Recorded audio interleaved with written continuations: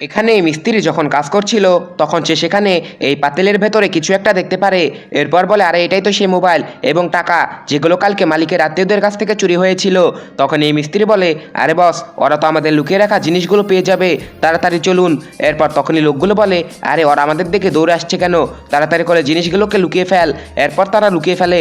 তখন এই মিস্ত্রি এসে বলে, আরে ভাই, তোমরা আমাদের জায়গায় কাজ করছো কেন? তখনই লোকগুলো বলে, তাতে কি হয়েছে, এই পুরো কাজ তো একজন মালিকেরই। আরে ভাই, মালিকের, কিন্তু আমাদেরকে মালিককে দেখাতে হবে যে আমরা আজকে কতটুকু কাজ করেছি, ঠিক আছে?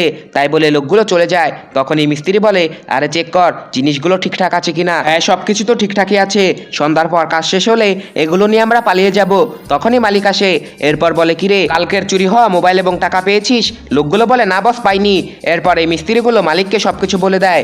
এরপর বলে, আপনি সন্ধ্যার সময় ওদের পিছু নিবেন, তাহলে সবকিছু পেয়ে যাবেন। তখনই তার কর্মচারী বলে, আরে বস, আপনি মালিককে এটা কেন বললেন?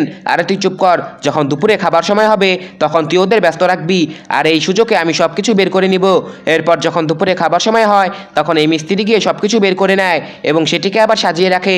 এরপর যখন সন্ধ্যার সময় এই লোকগুলো এটিকে বের করতে যায় তখনই মালিক লোকগুলোকে ধরে নেয় এবং কাজ থেকে বের করে দেয়।